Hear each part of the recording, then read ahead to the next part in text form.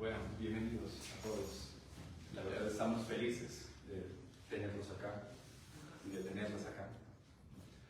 Este evento que tenemos aquí ahora mismo es un evento que organiza la Tribu IA Colombia, que no es más que un grupo de personas que estamos interesados en hacer cosas en pro de la adopción de la IA.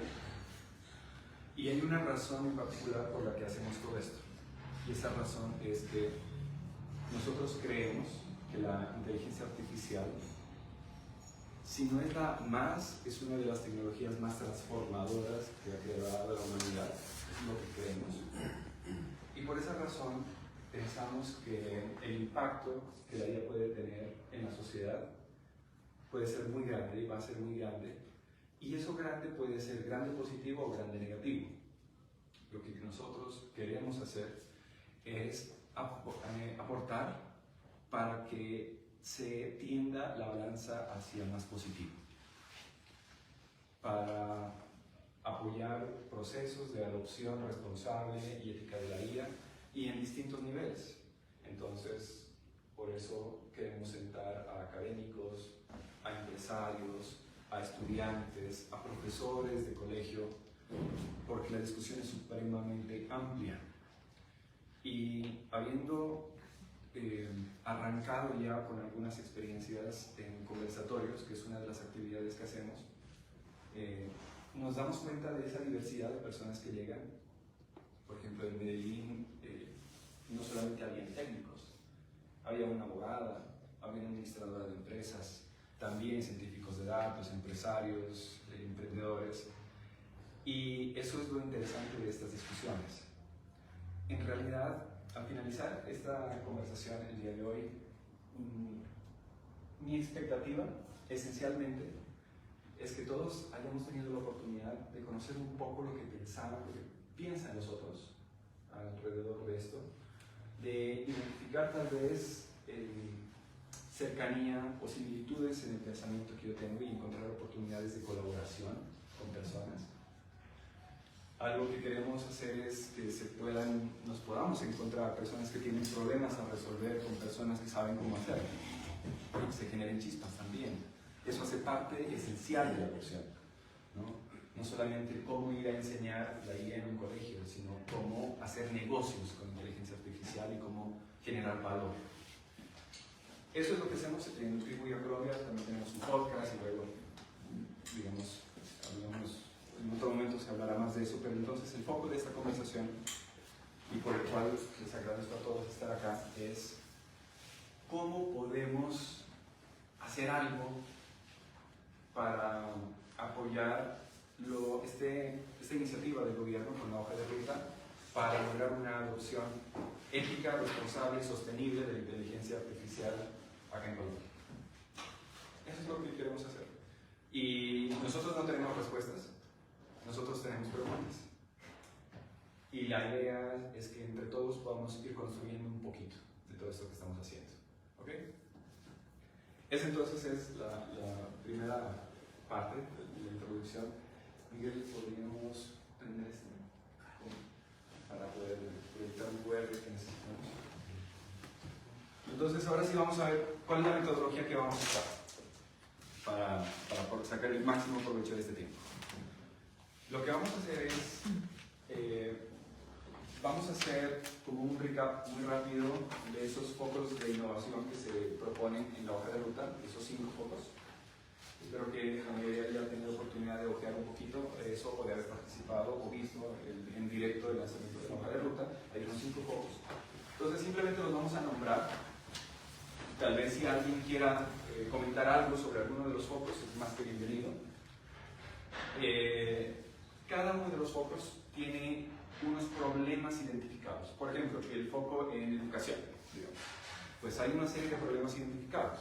Y con esos problemas también hay unos planteamientos de innovaciones que se proponen en la hoja de ruta para poder mitigar o poder resolver esos problemas. Entonces, ¿qué es lo que podemos hacer? Una vez miremos los focos de innovación, vamos a hacer una votación con un QR muy rápida, en un minuto, para que ustedes puedan elegir en qué es lo que queremos conversar más, en dónde nos sentimos más cómodos al hablar. No vamos a hablar de tal tema porque aquí muy poquita gente lo conoce, más gente se defiende hablando de tal otro tema, pues listo. Entonces en las votaciones lo vamos a ver. Y una vez que identifiquemos los focos, de uno o dos focos que nos vamos a elegir, por mucho 3, quién sabe. Entonces si abrimos el PDF de la hoja de ruta y vemos cuáles son esos planteamientos que se han propuesto allí como soluciones de innovación en esos focos. Y la idea es que esos planteamientos sean la fuente para la conversación. Ah, eso se podría hacer de tal cosa. No, allí hay un problema ético. No, en la experiencia que tuvimos acá pasó esto y esto, ese tipo de cosas. Y entonces ya estamos en sus manos. ¿Listo? ¿Preguntas? Bueno, perfecto.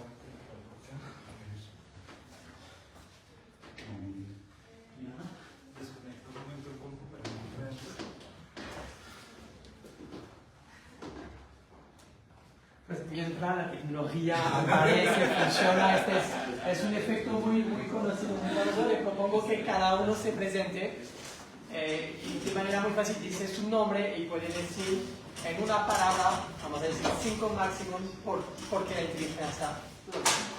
la inteligencia artificial o qué le conecta. Más fácil el nombre y después Si no se sienten cómodos, pues hace un chiste o algo así y pasamos al siguiente. Entonces, si queremos, yo empiezo, yo soy... Tome entonces. Ese es el toque, porque si no, no queda en el aire. Ok, perfecto. No creo que es la mejor parte del momento, pero yo soy Benjamín, yo soy costeño, del sur de Francia, en caso que mi acento no me traicionó. Y porque la IA, en una palabra, voy a decir creatividad. ¿Quién se mide? Tú puedes escoger el siguiente.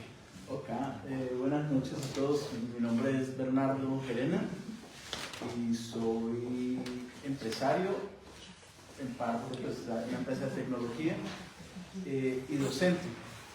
Y sí me interesa muchísimo las sinergias que se puedan generar y lo que puede catapultar a un país la inteligencia artificial bien utilizada como se da.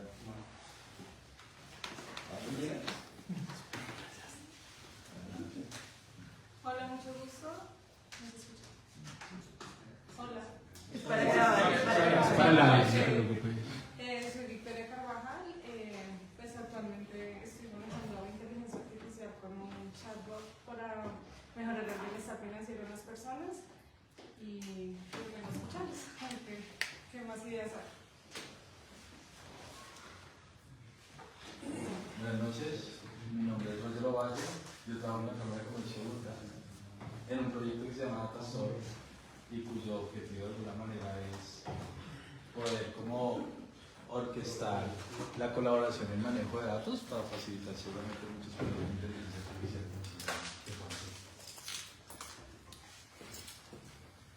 Buenas noches, mi nombre es Iván Cortés y hay una palabra, construcción. Hola, buenas noches, mi nombre es Jaime Mendieta y hay una palabra, un mundo de posibilidades. Hola, me llamo Kim, soy escritora y periodista y a veces corredora y porque quería creo el impacto social. Hola, soy Carlos Betancourt, ingeniero, escritor, autor, vengo con la camiseta de autor de aquí, interesante conectarnos, y en una sola palabra, oportunidad. Buenas noches, yo soy Lucas Esper, soy filósofo y en una palabra, futuro del lenguaje.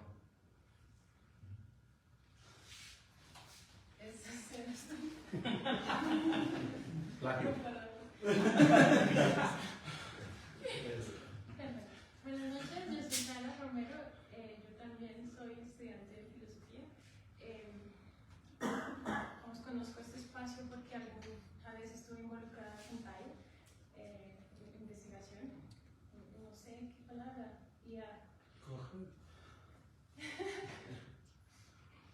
no sé, a mí me interesa la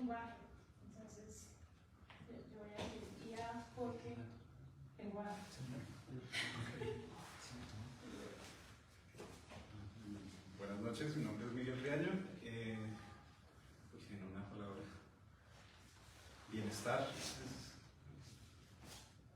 ¿Quién?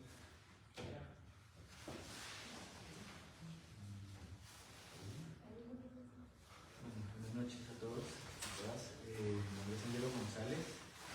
Yo trabajo como consultor en temas de SAP Analytics, todas las herramientas que tiene SAP para hacer hasta ahora tratamiento de datos, digamos, bodega de datos y mostrar la historia de esos datos, pero me interesa mucho poder empezar a aportar a las empresas, sobre todo, digamos, como es un tema más empresarial, en temas de ciencia de datos y machine learning aplicado o usándolo en el SAP, ¿sí? Todas las herramientas. Entonces, y para mí ya es aprendizaje, o sea, es algo que me ha sorprendido mucho como todo lo que hay que aprender, o sea, es increíble la cantidad de cosas que hay que explorar. ¿Cuántas palabras fueron? Fácil, sí.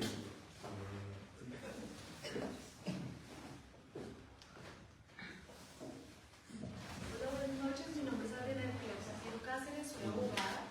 Trabajo en la Agencia Analítica de Datos y para mí es el interés en la inteligencia artificial es porque a través de ella se puede crear oportunidades, aprender y brindarle al gobierno como una toma de decisiones ágiles y efectivas a través de su aplicación.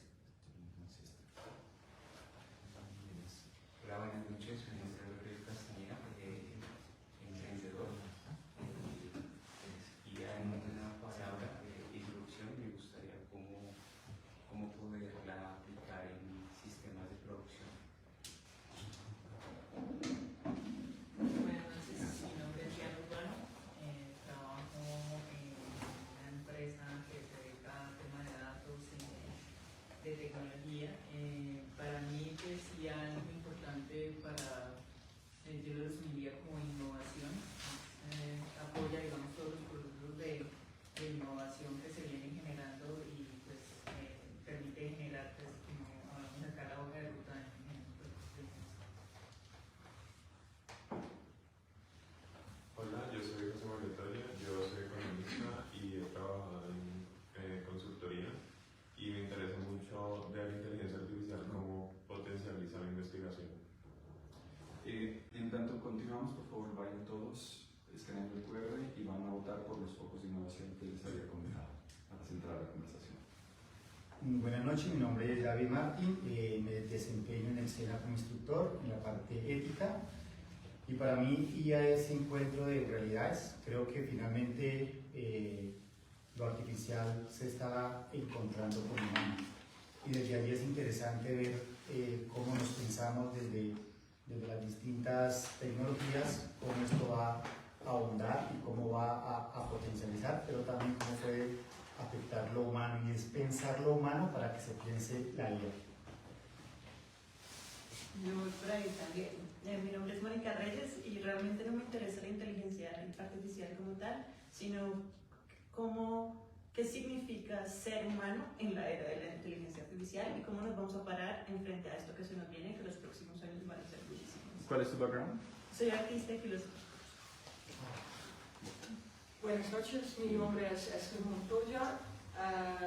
Yo soy abogado, data scientist y ahorita estoy Chief AI Governance and Ethics en Digital Diplomacy. Yo trabajo en los Estados Unidos y también en Europa. Y Responsible AI es para mí la tema, también con gobernanza. Y fui miembro del Parlamento de mi país, Holanda, y estoy trabajando mucho en la arena política y yo quiero que la política de Colombia también interese en gobernanza y responsible AI. Y mucho gusto. ¿Qué falta? ¿Quién falta? Buenas noches a todos, mi nombre es Gustavo Toro, soy ingeniero de software. Actualmente me dedico a desarrollar aplicaciones basadas en AI. ¿Y por qué AI? Presente y futuro. Bien. ¿Y? Acá. Hola, buenas noches. Mi nombre es Gabriel Alzate, soy ingeniero. Actualmente estoy apoyando al SENA en la creación y el desarrollo de la apropiación de inteligencia artificial y en transferencia a las empresas que se apalancan en el SENA para sus profesionales. Y pues un placer estar acá. ¿Y qué significa la AI? Todo. Casi nada. Muy bien, todos ya escaneados, ¿sí? Vamos a ver de qué vamos a discutir hoy. Veamos. Datos y organizaciones, industrias innovadoras emergentes, ética y gobernanza, educación, investigación y educación, privacidad y seguridad. Ok. Entonces, eso nos lleva a los dos primeros puntos. Nos vamos a centrar como están iguales, ¿no? Datos y organizaciones e industrias innovadoras. Perfecto. Con eso entonces nos vamos a la hoja de ruta. Este es el documento. Y lo que con eso entonces nos vamos a la hoja de ruta. Vamos a hablar entonces de los primeros focos de innovación. En este caso, ¿dónde está? Educación, ¿no? Datos y organizaciones. Ese es el primero. Y el otro es industrias innovadoras y emergentes. Así que vamos a setear de una vez unos time box para poder tener esta conversación ordenada. Son las 6:45. Entonces, nosotros la idea es que podamos dedicarle 30 minutos a cada uno de los dos. Y si quieren, me ayuda a controlar el tiempo. ¿Sí? Gracias. Entonces, arrancamos 30 minutos con este primer tema de datos y organizaciones y luego vamos con otros 30 minutos para organizaciones innovadoras. Muy bien, arrancamos aquí en cuenta que hay una serie de innovaciones propuestas en este documento. Estas innovaciones propuestas nosotros esperamos que sean la semilla de la discusión o de la conversación. Vamos a ampliar un poco más esta parte. Por favor, obsérvenlas cada una. Desarrollo de políticas éticas, de datos, implementación de sistemas de privacidad por diseño, auditorías éticas de datos, capacitación en ética de datos para equipos, desarrollo de herramientas de evaluación ética, desarrollo de plataformas de análisis predictivo, implementación de modelos predictivos específicos o a la medida, integración de herramientas de análisis en sistemas empresariales, desarrollo de capacidades de análisis en equipos y establecimiento de políticas éticas en la toma de decisiones. Tenemos entonces 30 minutos para conversar de esto. No les había dicho otra cosa. Los otros 30 minutos serán para el otro tema.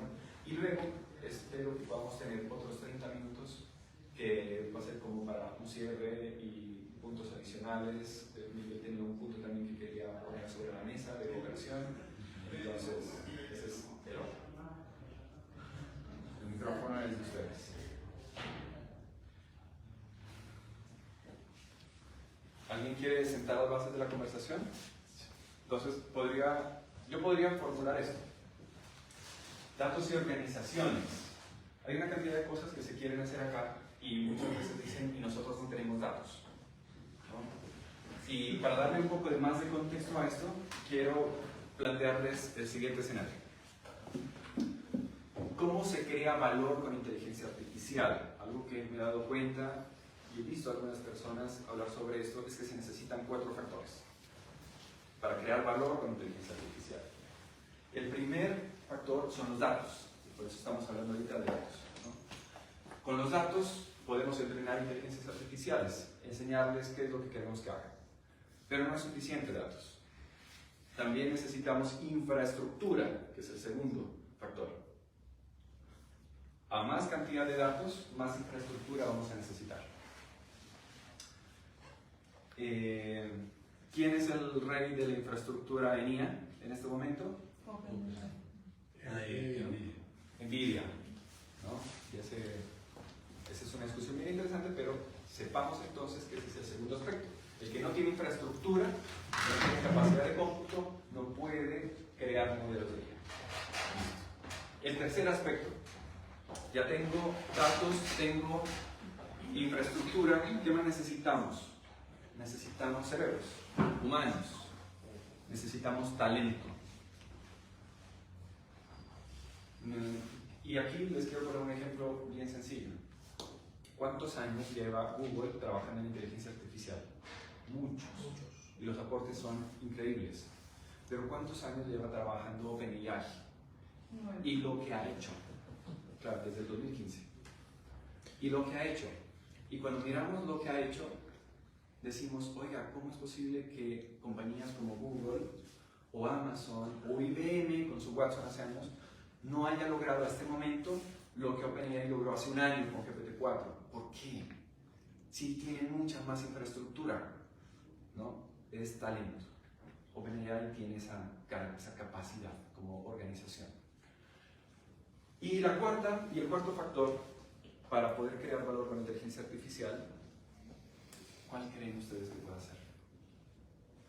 Tenemos datos, tenemos infraestructura y tenemos gente capaz de entrenar modelos, de poder descifrar cómo resolver problemas a través de algoritmos. Atreverse a innovar. Educación. Exactamente por ese lado. Es cómo transformar todo esto en soluciones que resuelvan problemas reales. O sea, en crear productos. La capacidad para crear productos. Y cuando nosotros vemos el ecosistema de inteligencia artificial en el mundo, en general, nos vamos a dar cuenta que hay organizaciones que tienen una cosa, otras que tienen otra cosa, pero hay otras que tienen todo. Cuando nosotros vemos a Meta, Meta tiene de todo. ¿Quién tiene más datos sobre nosotros? ¿Quién tiene más infraestructura que Meta?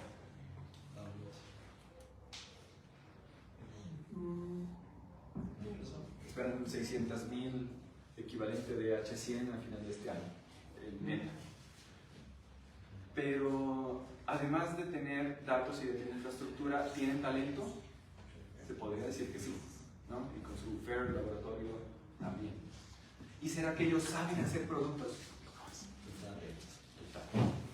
¿Cierto? O sea, ellos tienen los cuatro aspectos. Nosotros, si trasladamos entonces ese esquema aquí a nuestro país, tendremos todos, entonces empezamos a bloquear. Tenemos datos, y entonces en este punto quiero transferir este micrófono. Parece que no está conectado. ¿Hay otro micrófono? ¿Tiene otro micrófono? Es que este es. Gracias por ser. Y es que hablando de inteligencia artificial. Primero la otra. Bueno, entonces aquí es donde quiero transferir el micrófono. ¿Tendremos datos suficientes? Suficientes para siempre, el problema. Pues específicamente con muchos lo decían, ¿para qué? Que tiene que ver con qué problema nos interesa solucionar. Okay. Y ahí es donde pues, radica el cuento del asunto. Entender qué podemos solucionar, qué es relevante para nosotros solucionar, y entonces determinar si hay los datos suficientes o qué estrategias debemos generar para crear los instrumentos que recuperen esos datos. ¿Alguien más? Yo creo que tenemos datos suficientes. Digamos, la segunda pregunta o lo que generalmente uno comenta es la calidad de los datos, pero pues yo creo que la misma inteligencia artificial nos ayuda un poco en esa tarea que viene siendo maratónica a través de los años de cómo depurar y tener mejores datos, pero creo que generalmente se cuentan con bastantes datos, pero pues hay que depurarlos y a partir de esa depuración también aprender cómo tener mejores datos.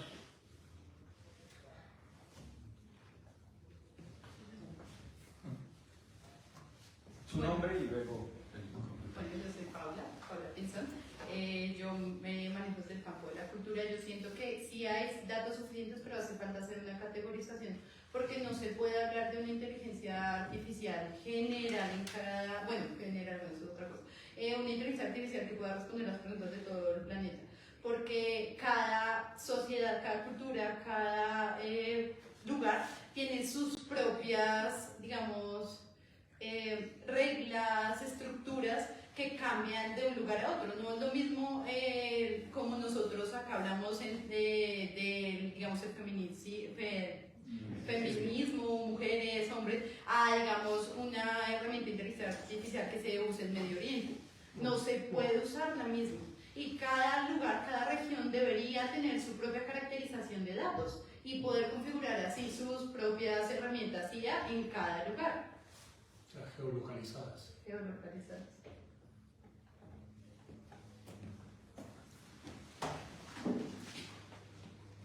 Como Dani, para mí esto es más que todo preguntas. Hablando en una hoja de ruta, y sin querer cambiar al tema de educación, lo voy a volver al tema de empresa.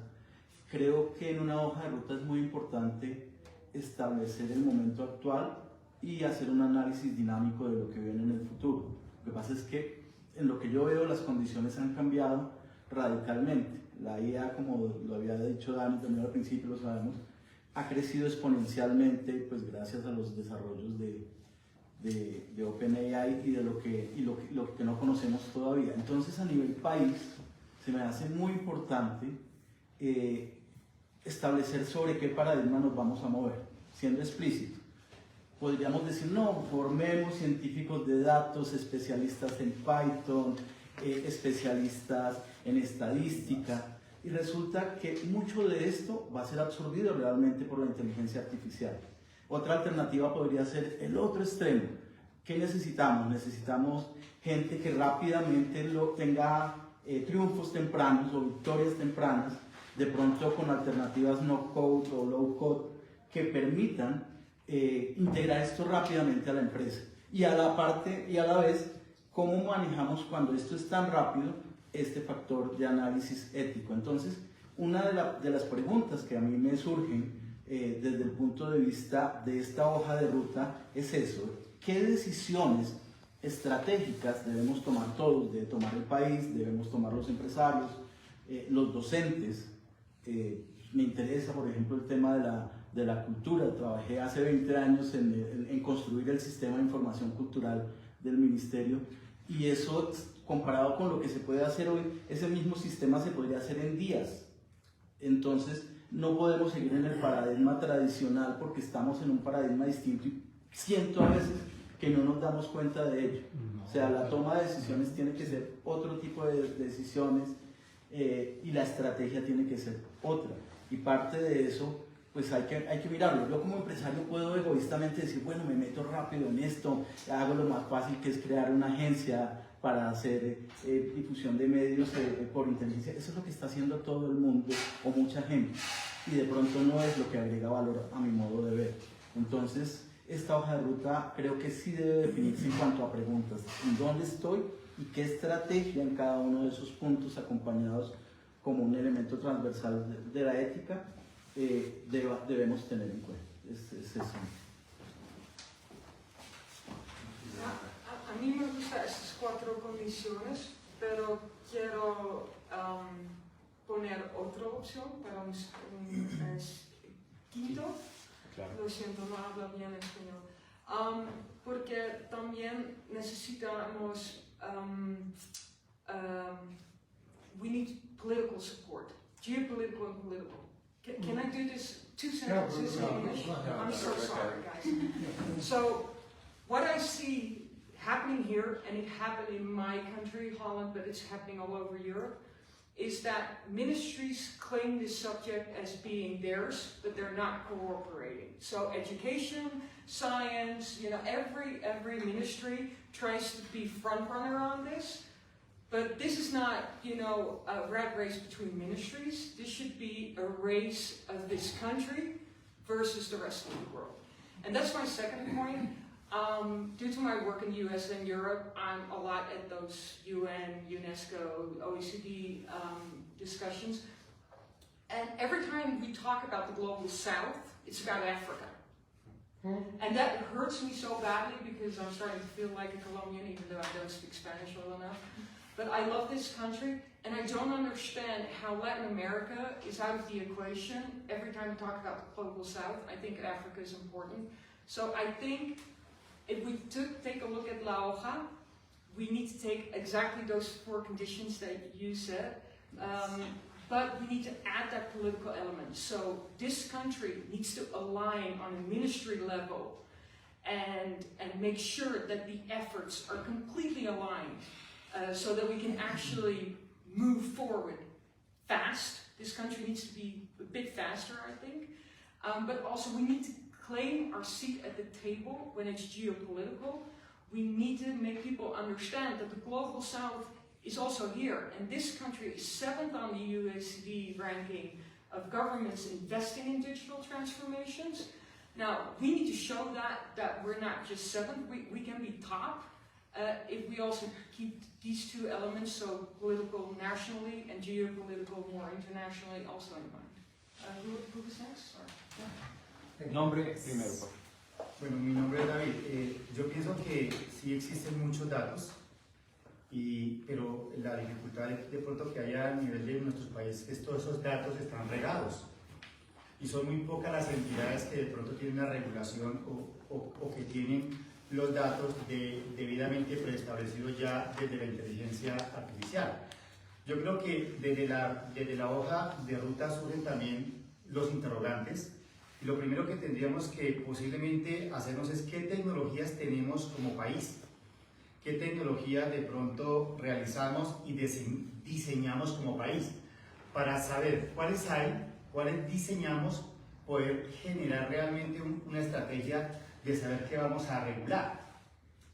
Porque los datos están, pero como están tan regados, pues sería muy complejo entrar a regular lo que no se logra concentrar para darle una normatividad. Y yo pienso que desde ese concepto de regular vendría entonces la necesidad desde la ética de que sea transparente la creación de ¿cómo se llamaría eso? De los números, estos algoritmos que de una u otra forma van a permear y a permitir la privacidad del humano.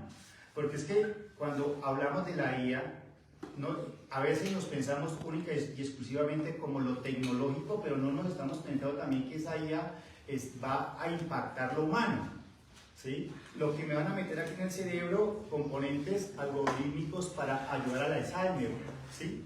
Y desde allí poder garantizar que se respete también la conducta del acontecer humano. Ahora, uno ve en las películas que la IA puede llegar a tener sus propias decisiones. ¿Cómo vamos nosotros a controlar la capacidad de la IA en el momento en que ella pueda modificar para lo que fue hecha en la construcción del humano? Y de ahí yo partía hace un momento. Estamos en un momento donde la IA y el humano se están encontrando. ¿Qué es lo que yo a veces he encontrado en lecturas? Que cuando se habla de innovación, cuando se habla de tecnología, se deja al lado lo humano. Y lo planteaba Marcelo Ienca hace poco en una reunión que hubo en el externado, y él decía lo siguiente: acá la tecnología, la IA no va a avanzar si no avanza también lo humano. Entonces creo que en ese encuentro de realidades primero tenemos que encontrarnos con qué tenemos como país para poder entrar a regular y garantizar la transparencia de esos datos.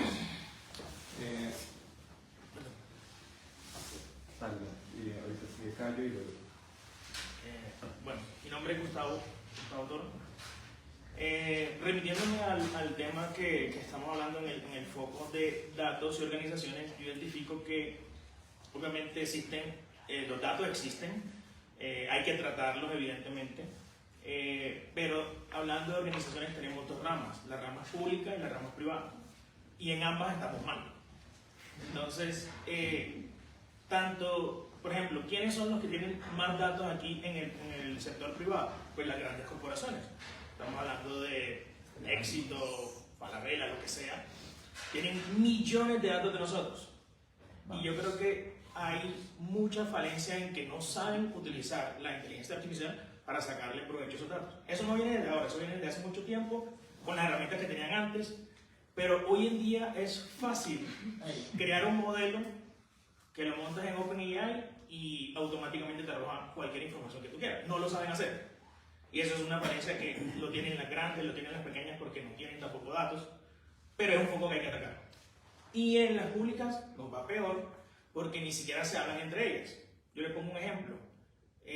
Tenemos dos grandes organizaciones que recopilan montones de datos, que son el DANI y la registraduría, y ninguna de las dos se habla, y pudiera ser que hubiese sinergia creando una aplicación o algún desarrollo montada en una inteligencia artificial que ya existe, que no tenemos que crearla, sino es simplemente utilizarla y ahí le podemos dar valor. Entonces pienso que el foco que tiene que haber es identificar lo que tenemos, identificar lo que hay, cómo usarlo, gestionar personas, y ahí vamos a empezar a crear ya, pues, digamos, desarrollo de más valor. Pero ya hay una iniciativa de datos abiertos del gobierno. Es muy importante que nos familiaricemos con lo que tenemos. Yo lo conozco, pero es muy insuficiente. Yo te puedo decir que ahorita, no hace más de una semana, hay menos de 100.000 repositorios de datos. Y el más grande tendrá 2 millones, que es el del INVIMA. Y yo he jugado con esos datos gratis del INVIMA. Y es muy poca la información que tú puedes sacar. Entonces, si no estamos recopilando bien los datos, si no lo estamos tratando como deben tratarse, si no estamos haciéndole todo el procesamiento que se le puede dar, pues no vamos a tener el valor pues, que como sociedad esperamos que tengamos. Otros países lo están haciendo, ¿por qué nosotros no? Tenemos talento, tenemos las herramientas, pero tenemos que tener conciencia de que sí podemos hacerlo y plasmarlo en un documento para que sea realidad.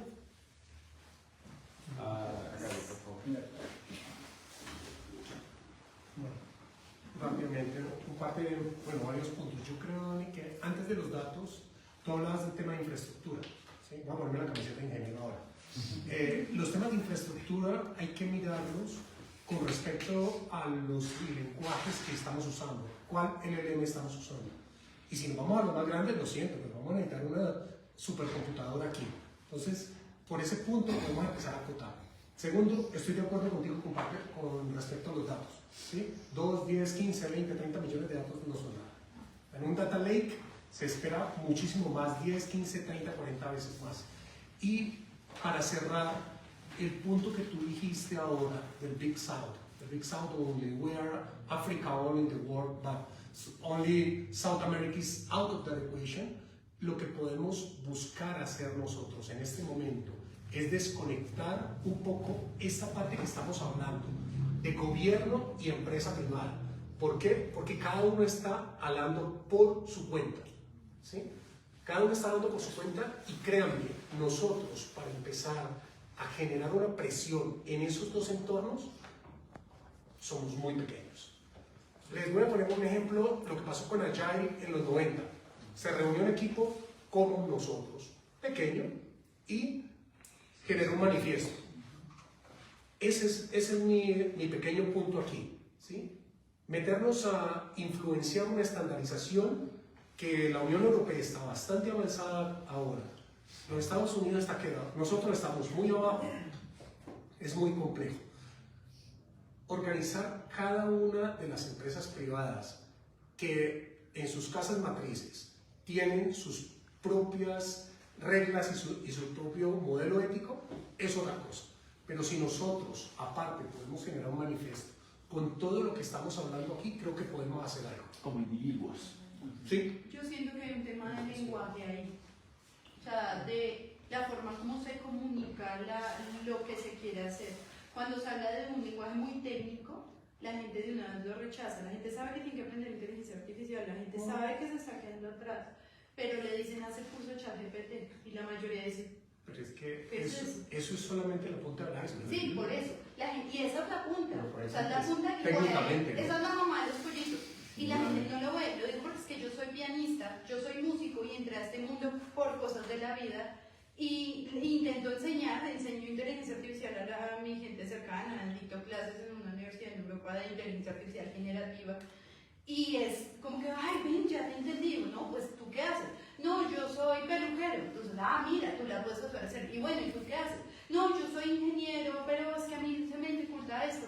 No, bueno, miremoslo por este lado. Y la forma como exponen la información, como enseñan la parte, yo le decía a unos chilenos hace poco, les decía, es que ustedes viven 10 años en el futuro y ustedes hablan y uno no les entiende. Y entonces, es la forma como se está enseñando y comunicando eso. Es como, miren, es que esto también te sirve a ti, ¿no? Es que tú qué haces. No, yo me dedico a carcasas. Mira, esto te puede ayudar a buscar consejos aquí para que quites esa mancha. Lo que sea, en todo lado se puede usar. Pero en un tema de lenguaje, de acercar ese conocimiento a cada campo. Y luego, José. Yo siento que desde mi experiencia, y lo he vivido directamente en la agencia donde estoy trabajando actualmente, hay muchas fuentes de información. Fuentes de información de donde se pueden sacar, digamos, duplicidad de decisiones para la toma política, para que los gobiernos tomen políticamente decisiones. Pero he visto poca receptividad de compartir esos datos. Entonces me parece que si generamos un tema de sensibilización, acompañamiento y educación, porque creo que aquí falta mucha política pública de cara a las organizaciones, tanto públicas como privadas, porque siempre que uno va y acude a ellas para el tema de que transmitan o transfieran esa información, siempre es con, pues como muy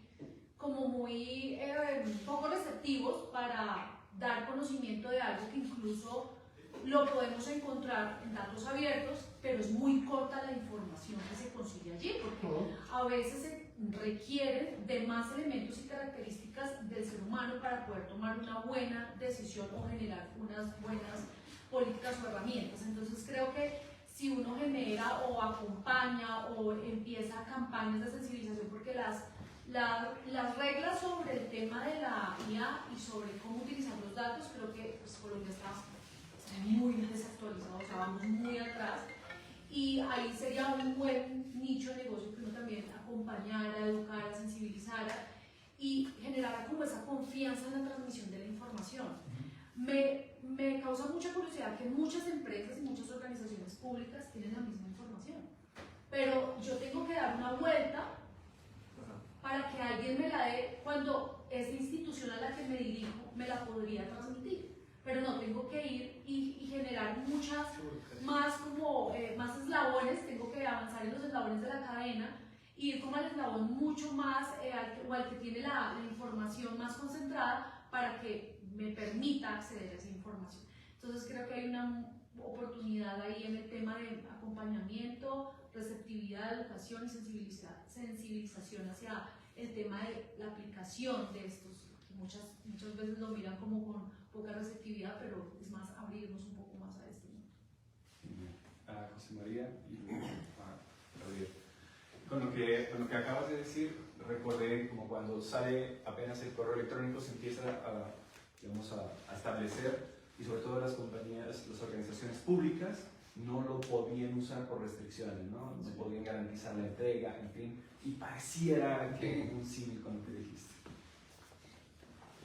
Bueno, yo desde mi experiencia aquí hablando del tema de los datos, mi experiencia ha sido con empresas más que todo del sector privado, y uno se da cuenta que una de las limitantes a veces, por ejemplo, yo tenía un puesto como científico de datos, pero siempre uno va a hacer ciencia de datos y le toca hacer primero una ingeniería y a veces sí te atrás una consultoría en gobernanza, porque ves que los datos desde que llenos de duplicados, pero entonces ¿quién me da cuenta de por qué están esos duplicados? Y a veces lo que pasa en las empresas, para mí el reto es que todos los proyectos con datos tienen que ser algo transversal a toda la empresa, porque entonces los datos se recogen con el superprograma, todo, pero por allá resulta que para hacer un registro del cliente que ya no es cliente, es una persona que se mete y manualmente dice, ya no es cliente, y por ahí queda un registro duplicado, empieza a haber un desastre, y es porque, por más que tenemos como todos unos sistemas muy armados, tenemos algún personal y áreas que intervienen en eso, pero están por fuera del proceso,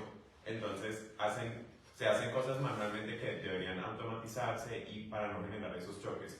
Y eso frena muchas veces el avance porque lo que les digo, tenemos un tiempo para hacer, no sé, en data mining, uno está haciendo data mining y tiene que ser una ingeniería de datos impresionante porque no son consistentes, le pasan a uno otro reporte que viene de otras secciones, los datos no cuadran, entonces uno va a ver y es ¿por qué el reporte no cuadra? ah, no, es que este reporte lo saca manualmente contabilidad con unas normas y una serie de convenciones que no están automatizadas en los procesos. Entonces uno dice, ok, ahí estamos frenando porque tenemos áreas que no hacen parte de esos procesos. Para mí lo importante es vincularlos a todos, porque si no lo que tenemos es algo muy ineficiente y unos sistemas subutilizados que no nos permiten llegar a los niveles de análisis que queremos en la velocidad y en los tiempos estipulados.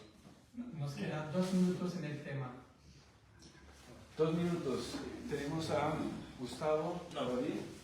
No, para dar espacio a otros que no. Ah, sí. Y a Miguel. Gabriel. Entonces, yo quiero retomar lo que decía Bernardo.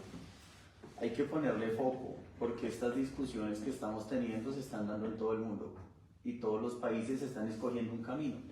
Hay unos países que dicen, queremos meternos y ser los que más regulen del mundo. Perfecto. Hay otros que se meten y dicen, queremos dinamizar todo para que se cree lo que pase.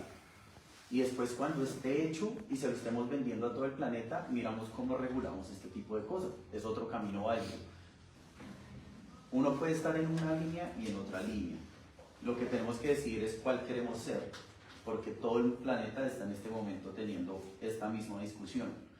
Alguien mencionaba que Colombia no tiene regulaciones fuertes en materia de datos. Colombia, como lo mencionaba la compañera Esther, tiene una de las regulaciones más avanzadas de datos, de protección de la identidad y de habeas data del mundo.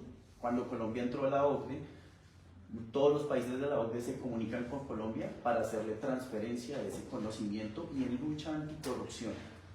Entonces, Colombia es un país muy regulado, mucho, demasiado, exageradamente demasiado, tanto que a nivel comercial mata la innovación de las empresas. Intenten montar un proceso en una empresa que tenga que ver con manipulación de alimentos y con que hagan un paso mal se ganan una multa del INVIMA por 80 millones y eso los quiebra. Entonces tenemos que escoger eso, tenemos que tener ese foco. Realmente no creo que el foco sea la regulación, porque la regulación, como ahorita mencionaba en el sur global, que a mí no me gustan esas discusiones de sur-norte, porque a la larga el norte poderoso y el sur somos menos. Las reglamentaciones y las regulaciones que se quieren imponer en estos países son una copia de otros países que están en otra parte. Todo ese documento que estábamos viendo es una colcha de retazos de otras propuestas de otras partes, que un montón de abogados se sentaron una tarde y dijeron, ¿qué es lo más creativo que vamos a poner en esto? ¡Pum! Y se lo preguntaron a ChatGPT. No, de alguna manera viene del tratado de 2021 de UNESCO. Entonces imaginémonos cuál es la principal motivación. Hay empresas a lo largo del mundo que han gastado cientos de millones de dólares para crear este tipo de avances como son ChatGPT, como son otro tipo de avances que se han hecho y tienen inversiones muy grandes. Y en este momento el open source, cosas que podemos usar todos, ya están en cierto nivel que les están pisando los talones y están viendo millones de dólares perdiendo. Y si ustedes ven los informes de lobby que hay en este momento en Washington, nunca le habían metido tanto dinero al lobby en Estados Unidos sino para regular la inteligencia artificial, para crear marcos éticos, porque ellos tienen empresas que sí pueden tener toda la infraestructura para montar un marco ético y irse a los demás y decir, no, vendo el servicio de consultoría y le avalo su marco ético. ¿Y qué pasa con eso? ¿Cuántas empresas en Colombia hay de datos grandes? ¿Cuántas empresas pueden implementar un modelo de marco ético? Nos va a tocar contratar una empresa en Estados Unidos que venga y nos avale en nuestras pymes, en nuestras empresas, que los algoritmos que estamos usando son válidos y que para desarrollarlo me tocó gastarme 300 millones de pesos al año en 4 ingenieros y después en abogados me toca gastarme otros 400 para que me permitan salir al mercado. Y además, lo último que quería, ya porque se acabó el tiempo, lo último que quería decir es, la reglamentación es un proceso ineficiente, y por no mencionar otra palabra más fuerte. ¿Por qué? Porque uno habla de la privacidad de los datos y ya la mayoría de inteligencias artificiales se están entrenando a nivel privado con modelos federados. ¿Qué significa eso? Me mandan a mí el modelo de inteligencia artificial, yo lo entreno con mis datos, no quedan los datos dentro del modelo y devuelvo el modelo y lo ponderan. Entonces mis datos nunca van a salir de ahí, porque una inteligencia artificial que genera texto no tiene texto por dentro. Una que genera imágenes no tiene imágenes por dentro. Tiene un montón de números que aprendieron ciertos patrones y eso es lo que se envía, nunca el acceso a los datos. Entonces la parte de seguridad va a estar solucionada y no es porque algún estado y algún gobierno lo hubiera querido, simplemente porque si las inteligencias artificiales ya se entrenaron con los datos públicos de internet que son de este tamaño, los datos que están en la deep web, que no es la dark web sino la deep web, son gigantescos. O sea, todos los datos que están por debajo de lo que nosotros conocemos como internet son nuestros correos electrónicos, lo que tenemos en Dropbox, que nada público puede acceder a ellos por reglamentación. Entonces, lo que motiva este tipo de entrenamientos es que sí van a tener datos supermasivos para entrenarlo. Entonces, lo que les quiero dejar en la palestra es: Colombia tiene una legislación muy avanzada y no necesitamos más legislación. Tenemos la ley de protección de datos, la Big Data, los datos públicos.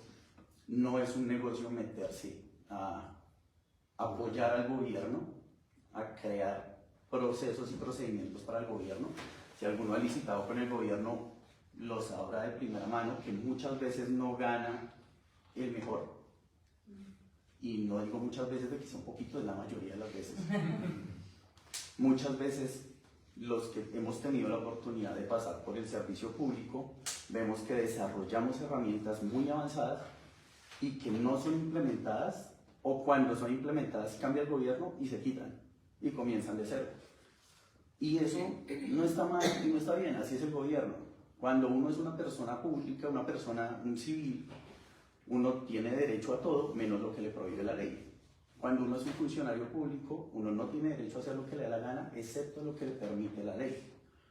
Y si yo meto un nuevo desarrollo dentro de una cadena, en un sector público, y eso sale mal, voy a terminar 30 años investigado por la Procuraduría, por malversación de fondos, por un montón de cosas, y hasta por ir a prisión.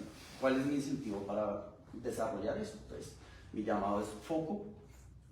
El Estado no es un foco, la regulación no es un foco.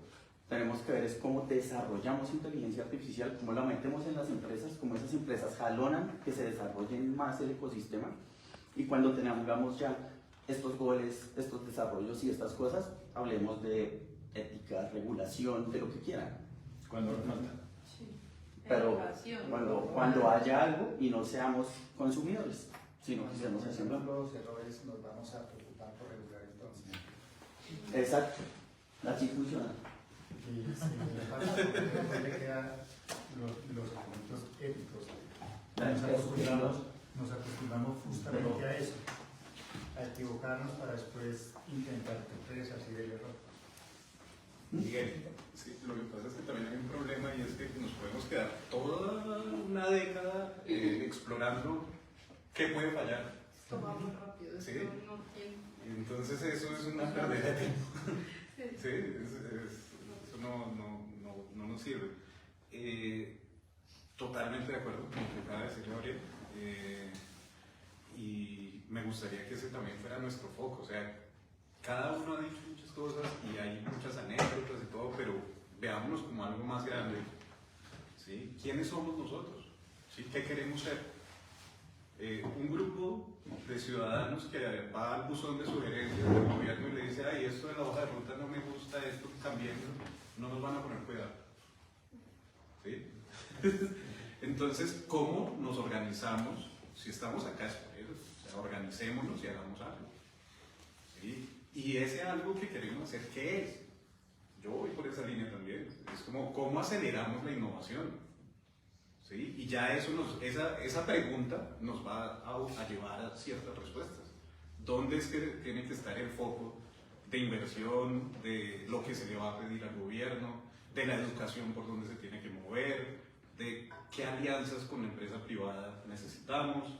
¿Sí? Si hablamos de innovación, pues la academia también debe estar ahí metida. Entonces, ese mapa es el que me gustaría que también empecemos a imaginarlo, a pensarlo y a hacerlo. ¿sí? Cada uno desde donde se encuentra.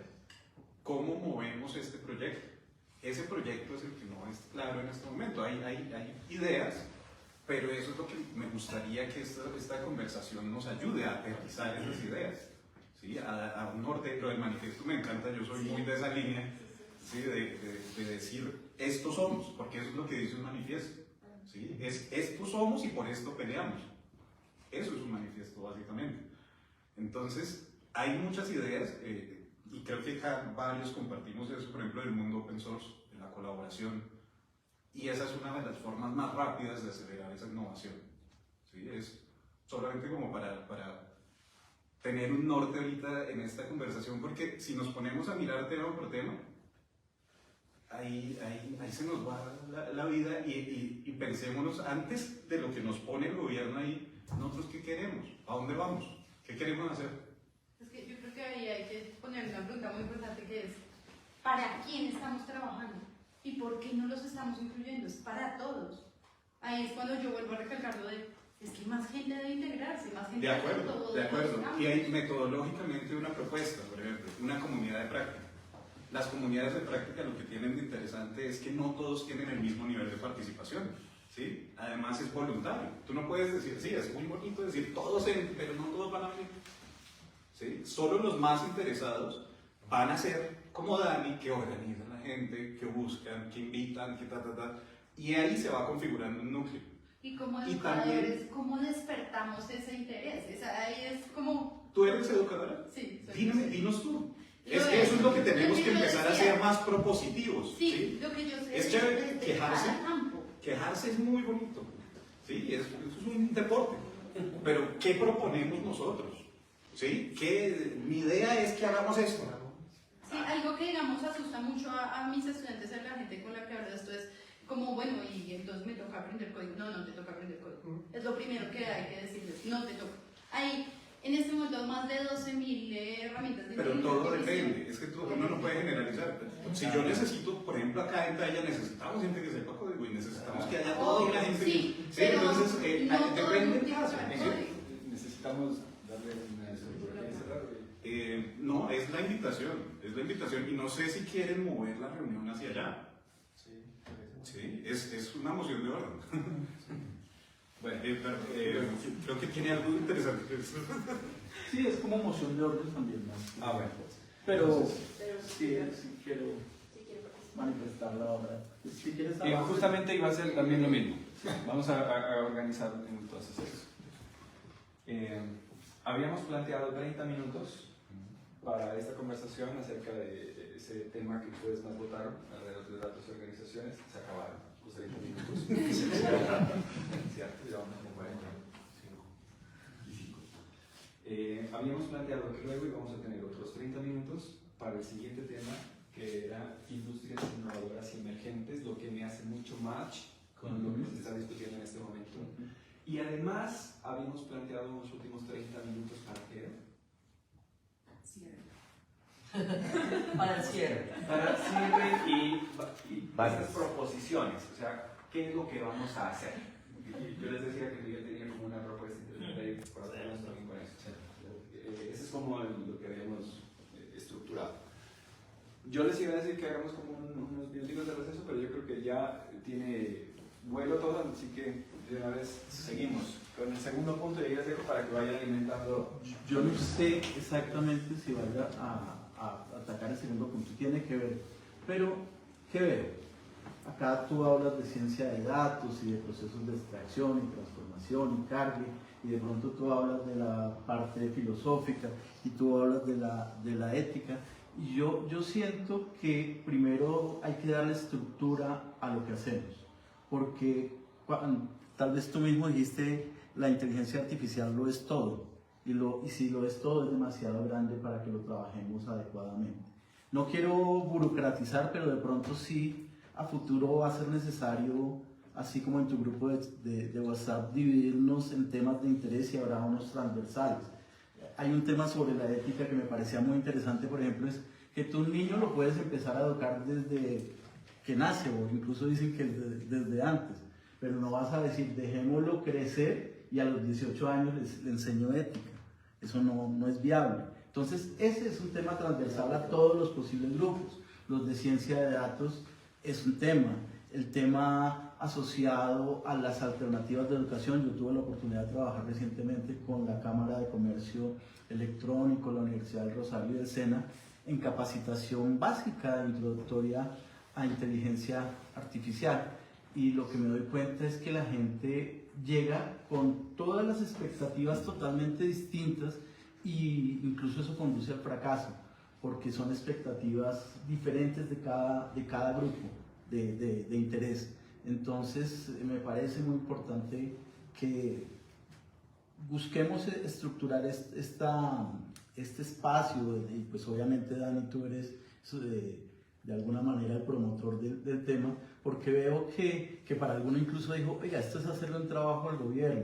Realmente no, la ética no tiene que ver con gobierno, sino tiene que ver con algo que tiene que estar presente en este elemento, pero entonces es factor transversal. Nos podríamos entrar en hablar de los factores éticos, de pronto hasta renunciar, yo lo haré en algún momento a dar una opinión sobre un tema que conozco para centrarnos en algo que puede ser importante, pero no pensándolo en hacer la tarea de gobierno. Entonces ahora es más bien la pregunta, ¿cómo nos podemos estructurar para trabajar esos temas? El que tú dijiste, súper interesante, pero mi posición personal es que los datos el gobierno los ha utilizado en un solo sentido, es decir, le interesa tener los datos de todos, pero no son elementos que a la población en general le permitan agregar valor. El año pasado trabajé con la Fiscalía y ellos tienen una cantidad de datos, por ejemplo, sobre crímenes y les hicimos por primera vez un mapa de zonas calientes donde había,